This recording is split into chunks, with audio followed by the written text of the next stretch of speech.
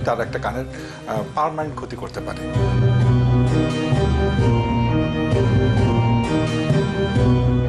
এটা একটা silent killer, আস্তে আস্তে আপনাকে কিল করছে।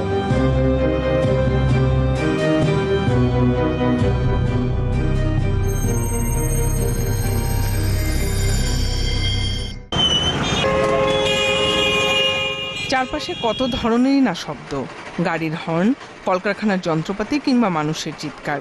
কোটি মানুষের শহর রাজধানী ঢাকা। বিচিত্র আর বিরক্তিকর শব্দে নাজেহাল এই মহানগরীর মানুষ জানে তাদের কান ও মস্তিষ্কে কি ভীষণ চাপ।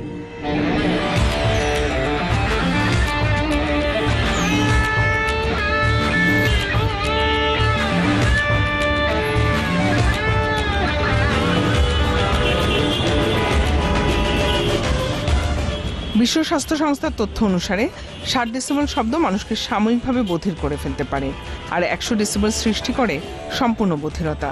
সেখানে ভয়েস মিটারে ধরা পড়ে ঢাকা শহরের যে কোনো ব্যস্ত সড়কে শব্দ সৃষ্টির মাত্রা 60 থেকে 80 ডেসিবেল, যা মানব স্বাস্থ্যের জন্য মারাত্মক ক্ষতিকর। আমাদের যে শব্দ দূষণজনিত সেটা কিন্তু একটা অ্যাকিউট আছে আর একটা ক্রনিক আছে। অ্যাকিউট যেটা সেটা কিছুক্ষণ সময়ের জন্য কান যে আপনার স্থবির হয়ে থাকা বা আপনার তালা লেগে থাকা, যেটাকে আমরা বলি, কিছুক্ষণ পরে আবার ঠিক হয়ে যায়। এটা হলো noise induce temporary threshold shift, অল্প সময়ের জন্য হয়, কিছুক্ষণ পরে ঠিক। কিন্তু যেটা শব্দ দূষণজনিত বধিরতা সেটাকে পেইনলেস বলে। 4P, এটা হলো পেইনলেস, এটা হলো প্রগ্রেসিভ, এবং এটা হলো পার্মানেন্ট এবং স্থায়ী হয়। এটা রিভার্সেবল হয় না, যেটা থেকে নর্মাল অবস্থায় ফিরে আসে না। পরিবেশ অধিদপ্তরের সাম্প্রতিক এক জরিপ বলছে ইতিমধ্যে দেশের প্রায় 12% মানুষের শ্রবণ শক্তি কমেছে।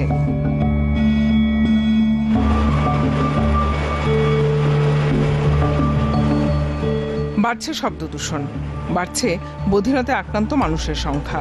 চিকিৎসকরা বলছেন শুধু কানের সমস্যা না, শব্দ দূষণ শারীরিক ও মানসিক আরও নানা সমস্যার কারণও। তাই দূষণ নিয়ন্ত্রণে সচেতন হতে হবে এখনই, তা না হলে মারাত্মক স্বাস্থ্য ঝুঁকিতে পড়বে ভবিষ্যৎ প্রজন্ম, এমনই আশঙ্কা করছেন বিশেষজ্ঞরা। আমাদের প্রতিটা জায়গাতে আমাদের শব্দের যে নির্দিষ্ট মাত্রা আছে, মাত্রার দিকে আমাদেরকে খেয়াল রাখতে হবে। কিন্তু এটা জেনে বা না জেনে আমরা প্রতি মুহূর্তেই আমরা শব্দের ভিতর দিয়ে যাই এবং আমরা শব্দ দূষণের শিকার হচ্ছি। তা আমাদের এখানে যেটা আছে সেটা হচ্ছে যে আমরা যখনই আসুক না কেন, যে ধরনের রোগী আসুক না কেন, কানের শুনানির পরীক্ষা আমরা এখানে করে দিতে পারি। এবং শুধু তাই না, আমরা বলে দিতে পারি যে এটা কি তার কানের সাধারণ কোনো রোগের জন্য হয়েছে, না শব্দের জন্য হয়েছে, কিংবা বয়সের কারণে হয়েছে। এটা আমরা বিভিন্ন ধরনের টেস্ট আছে, এই টেস্টগুলো দেখে আমরা কোন ফ্রিকোয়েন্সি তার লস হচ্ছে, কোন ফ্রিকোয়েন্সি তার হিয়ারিং লসটা হচ্ছে, সেগুলো দেখে আমরা বলে দিতে পারি যে তার কি কারণে তার শব্দ তার হিয়ারিং প্রবলেম হচ্ছে বা ডেফ হয়ে যাচ্ছে।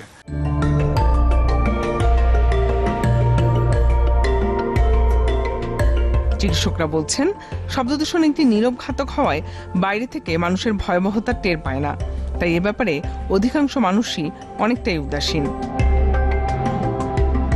প্রাথমিকভাবে সে এটা বুঝতে পারে না, হয়তো অন্য কোনো কারণে আসছে, তখন আমরা পরীক্ষা করলে এটা দেখতে পারি। বিশেষ করে যারা এক্সপোজড হচ্ছে নয়েজে, traffic police, garments worker, even Dhaka শহরের উই হ্যাভ এ স্টাডি, আপনাকে আমরা দেখাতে পারি যে এখানে 2006 সালে আমরা একটা গবেষণা করে দেখেছি যে ঢাকা শহরের 32টা জায়গা বিভিন্ন জোনে, silent zone, commercial zone, mixed zone, industrial zone, 5টা-6টা করে লটারি করে আমরা জায়গা নিয়েছি এবং ওগুলিতে আমরা সপ্তাহে 5 দিন মেপে দেখেছি প্রত্যেক জায়গায় 15 থেকে 20 ডেসিবেল বেশি পারমিসিবল লেভেলের উপরে আছে। মাথা কি কারণে ঘোরাচ্ছে? মাথা ঘুরানোর অনেকগুলো কারণ আছে। ব্রেন টিউমার থেকে শুরু করে, চোখের থেকে শুরু করে, সাইনাস থেকে শুরু করে, hyper tension, diabetes, hypoglycaemia, hyperglycaemia, অনেক কারণে আপনার মাথা ব্যথা হয়। তাইলে সবচেয়ে বেশি কোনটা? তার কি কানের কারণে হচ্ছে নাকি ব্রেন টিউমারের কারণে হচ্ছে?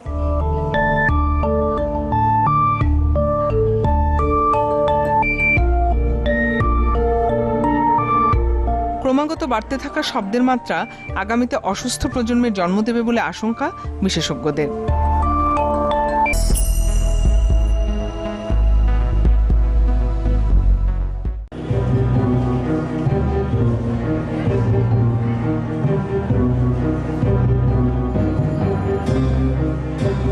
পরিবেশ অধিদপ্তরের সাম্প্রতিক এক তথ্য বলছে দেশে প্রায় 12% মানুষ মাত্রাতিরিক্ত শব্দের কারণে ইতিমধ্যে শ্রবণ শক্তি হারিয়েছে।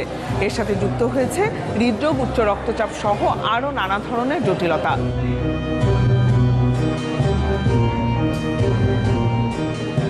এক্ষেত্রে শিশুরাই বেশি ক্ষতির শিকার হচ্ছে বলে জানান চিকিৎসকরা। হলো যে ন্যাশনাল একটা প্ল্যান আমাদের করতে হবে, জাতীয় ভিত্তিক একটা কর্মসূচি করতে হবে এবং জনগণকে সচেতন করতে হবে যে অকারণে এবং যে এই যে আজকাল প্ল্যান যে শিল্প বা আবাসন যেগুলি থেকে হচ্ছে এইগুলি যেন গড়ে না ওঠে, এগুলির জন্য এই শব্দের নিয়ন্ত্রণের একটা ব্যবস্থা করতে হবে। এক গবেষণায় দেখা গেছে যে মায়েদের মধ্যে এই অতিরিক্ত শব্দ দূষণ আর্লি মিসক্যারেজ বা অ্যাবর্শন হওয়ার সম্ভাবনা থাকে। তার যে বাচ্চা তার যে কাঙ্ক্ষিত ওজন হওয়ার কথা ছিল সেই ওজন হয় না। প্রয়োজনে অপ্রয়োজনে হর্ন বাজানো এখন যেন গাড়ি চালকদের অভ্যাসে পরিণত হয়েছে। দূরপাল্লা কিংবা অভ্যন্তরীণ বাস, ট্রাক কিংবা মোটরসাইকেল, কোথায় নেই এই যন্ত্রণার হর্ন। শুধু যানবাহনই যে শব্দ দূষণ করছে তা কিন্তু নয়। স্থাপনা কাজের যন্ত্রপাতি, মেরামত দোকান অথবা শিল্প কারখানা, সব জায়গায় নীতিমালার তোয়াক্কা না করেই সৃষ্টি করা হচ্ছে মাত্রাতিরিক্ত শব্দ। আমরা যদি একটু সচেতন হই, আমরা যদি দেখি যে আমাদের এই সব কারণে হচ্ছে, তখন আমরা যদি শব্দ দূষণের মাত্রা যদি কমিয়ে নিয়ে আসতে পারি, কিংবা আমরা যেসব জায়গায় আমরা শব্দের পরিমাণ বেশি, মনে করেন যেখানে জেনারেটর চলে কিংবা গার্মেন্টসে, যেটা আমাদের প্রতি মুহূর্তে গার্মেন্টসে প্রচুর শ্রমিক আমরা মেশিনের ভিতরে কাজ করি, সেখানে যদি আমরা শব্দ নিয়ন্ত্রণের চেষ্টা করি যাতে নির্দিষ্ট মাত্রার ভিতরে থাকে, অথবা আমরা একটা নির্দিষ্ট মাত্রার ভিতরে নির্দিষ্ট সময়ের জন্য তাকে কাজ করতে দিই, তাহলে দেখা যাবে তার কিন্তু শব্দ দূষণ হিসেবে হচ্ছে না এবং ভবিষ্যতে সে হয়তো ডেফ হচ্ছে না বা হিয়ারিং ইম্পেয়ারমেন্ট হচ্ছে না। আমাদের কিন্তু এই শব্দ দূষণ প্রতিরোধের জন্য সরকার 2006 সালে একটি শব্দ দূষণ নিয়ন্ত্রণ বিধি বা আইন করেছেন। সেটা অনেকটাই যে কাজীর গরুর মতো যে কেতাবে আছে কিন্তু গোয়ালে নেই। আজকে ইনডিসক্রিমিনেট প্লেইং অফ মাইক, এই যে মাইকে দেখেন লটারির টিকিট বিক্রি হচ্ছে, তাবিজ কবজ এগুলি রাস্তার মধ্যে বিক্রি করতেছে, ইম্পর্টেন্ট ইস্যু। এবং আজকালকার সবচেয়ে যেটা অ্যাড্রেসেবল, এই যে ছেলেমেয়েরা ঘন্টার পর ঘন্টা কানের মধ্যে হেডফোন দিয়ে এই যে টেলিফোন, গান এগুলি শুনছে।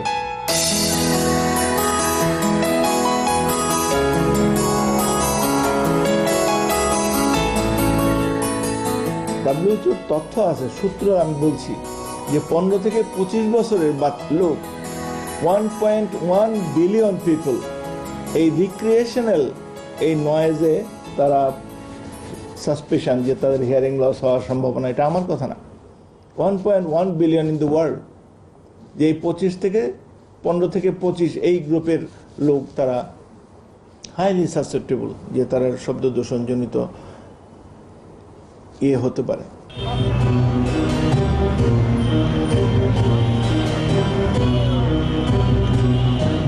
শব্দ দূষণ প্রতিরোধের লক্ষ্যে 2006 সালের শব্দ দূষণ বিধিমালা প্রণয়ন করা হলেও সেটা রয়েছে শুধু কাগজে কলমে। বিধি অনুযায়ী হাসপাতাল, শিক্ষা প্রতিষ্ঠান, উপাসনালয়ের সামনে এবং আবাসিক এলাকায় হর্ন বাজানো, মাইকিং করা, সেই সঙ্গে সামাজিক ও ধর্মীয় অনুষ্ঠানের নামে জোরে শব্দ সৃষ্টি করা আইনত দণ্ডনীয়। তবে সে আইনের কোনো প্রয়োগই আসলে নেই। শব্দ দূষণের মাত্রা ছাড়িয়ে যাওয়ার পেছনে একই প্রধান কারণ হিসেবে দায়ী করছেন বিশেষজ্ঞরা। যেমন আমরা স্কুল কলেজের সামনে দিয়ে আমরা বাচ্চারা হর্ন বাজাই, আমরা সেখানে বাচ্চারা কিন্তু বলা আছে যে স্কুলের সামনে জোরে হর্ন বাজাবেন না, কিন্তু আমরা কি সেটা মানি? যদি আমরা মানার চেষ্টা করি তাহলে কিন্তু ভবিষ্যতে দেখা যায় আমার বাচ্চাটা কিন্তু শব্দ দূষণ থেকে রক্ষা পাবে। এবং আমরাও যে ড্রাইভার আছে, যারা ট্রাফিক আছে, তারাও যদি এই দিকে খেয়াল করে তাহলে হয়তো ভবিষ্যতে শব্দ দূষণের মাত্রাটা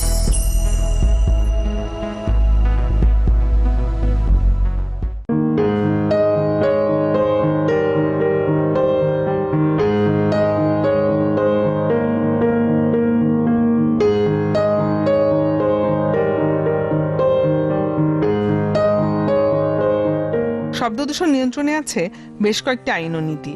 স্থানভেদে নির্ধারিত আছে শব্দের সর্বোচ্চ মাত্রা, আছে শাস্তির ব্যবস্থাও।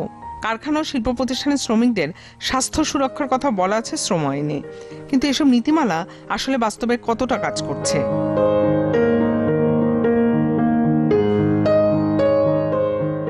গাড়ির ওয়ার্কশপে কাজ করে। আমি তো সার্ভিসিং এর কাজ করতাম, ওখানে তো অনেক শব্দ। 16 বছর ধরে কাজ করতেছে তো 1.5 বছর মতো এরকম সমস্যা হয়েছে। হঠাৎ করে দেখে একটু মাথা যন্ত্রণা, তারপর কানে ব্যথা ব্যথা। আমারও বলছে নাক কান গলায় যেতে। যাওয়ার পরে আমি আসলাম সেখান থেকে আসার পরে ডাক্তার দেখাইছি। ডাক্তার দেখানোর পরে তারপর ডাক্তার টেস্ট দিছে, এখন করতেছে এগুলো।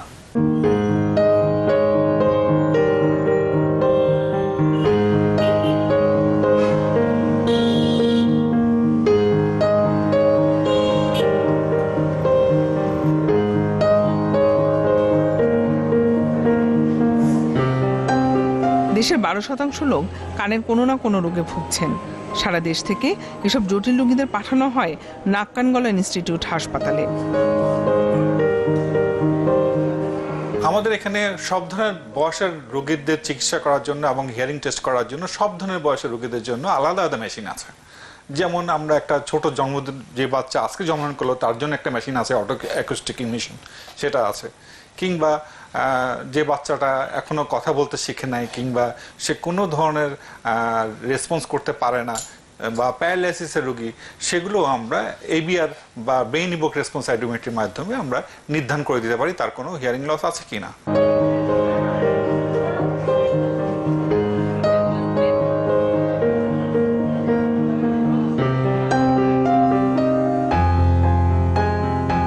সম্পূর্ণ বধির শিশু যারা হিয়ারিং ডিভাইস ব্যবহার করেও কানে শুনতে পায় না, তাদের সরকারি অর্থায়নে এই হাসপাতাল থেকে সার্জারির মাধ্যমে ককলিয়ার ইমপ্লান্ট ডিভাইস সরবরাহ করা হয়। নির্বাচিত প্রার্থীদের বিনামূল্যে বা আংশিক মূল্যে এই সেবা প্রদান করা হয়। এই সেবা পেতে 2 থেকে 5 বছরের শিশুর অভিভাবকরা আবেদন করতে পারেন। যে অপারেশনের পরে যখন ওর সুইচটা অন হয়নি, অপারেশনের পর থেকে অনেক চঞ্চল হয়ে যায়, মনে হচ্ছিল যে ও খুব সম্ভবত সাউন্ড পায়। তারপর এখন যখন সুইচ অন করি 1 সপ্তাহ, আমার মনে হয় যে ও আমাকে একটু একটু সাড়া দেয়, বুঝি যে ওর মধ্যে কিছু পরিবর্তন এসছে, ওর মধ্যে ভালো রকম একটা চেঞ্জ আসবে। আর 6 মাস যদি ওর সাথে ভালোভাবে কাজ করতে পারেন, আপনার বাচ্চা নর্মাল কথা বলবে। এখন আমার মেয়ে অনেক সুস্থ, আগের থেকে অপারেশনের পর এখন আমার মেয়ে অনেক কথা বলতে পারে, শুনতে পায় পুরা মাত্র। ওর নাম ধরে ডাকলেও, চলে গেলে পিছন থেকে ডাক দিলে আবার তাকায়, কথা বলে। শোনো শোনো,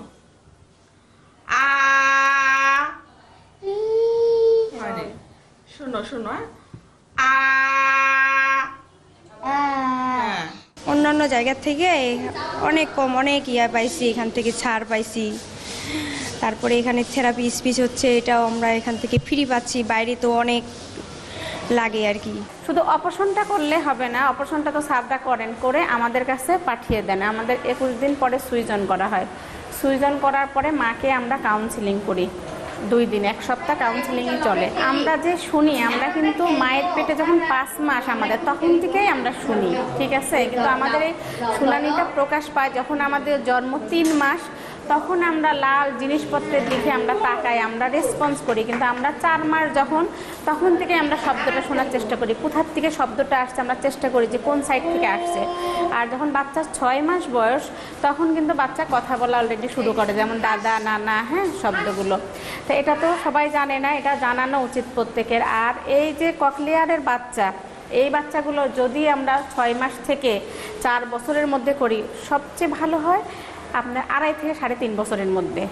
তাহলে এগুলো একবারে রেসপন্স খুবই ভালো আসে। আর যখন 4 বছর হয়ে যায়, তার গ্রামার বন্ধ হয়ে যায়। 5 বছর হয়ে গেলে 95% ডেভেলপ হয়ে যায়। আমরা যখন কথাবার্তা বলছি, এগুলো আমাদের সেই 5 বছর বয়সেই সব ডেভেলপ হয়েছে, ব্যাংকের মতন ভাঙাই চলতেছি।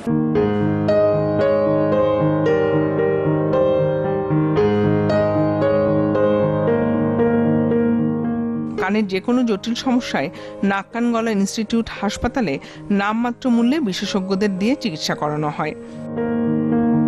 আমাদের এখানে যে কোনো মূল্যে আমাদের টেস্টগুলো যাতে পারফেক্ট হয় এবং রেজাল্টগুলো যেন একদম সত্যিকার অর্থে ঠিক মতো হয়, সেদিকে আমরা সর্বদা সচেতন থাকি।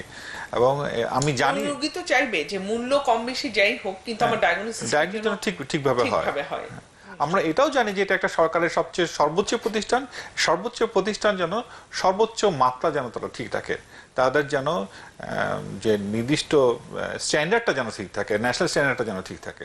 এই ইনস্টিটিউটে যে পরিমাণের আধুনিক যন্ত্রপাতি এখানে আছে, বাংলাদেশের কোনো ইনস্টিটিউটে অডিওলজির এই ধরনের যন্ত্রপাতি নাই। আমাদের এখানে এমন সফটওয়্যার আছে যেটা সবাই ফিল করার পরে আমাদের এখানে আসলে আমরা বলে দিই যেটা আপনার কানের যে সমস্যা সেটার কারণে আপনার মাথা ঘুরছে, অথবা ইট ইজ আদার দেন ইয়ার।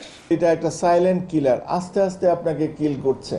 তো এটা সম্পর্কে যদি আমরা সচেতন হই এবং যে না আমি এটা কিচ্ছু না, 150 টাকা মাত্র একটা ইয়ার প্লাগের দাম। আপনি যদি কাজের সময় এটা কানে ইয়ার প্লাগটা লাগিয়ে কাজ করেন অথবা একটা হেডফোন লাগিয়ে কাজ করেন, ইটস ওকে।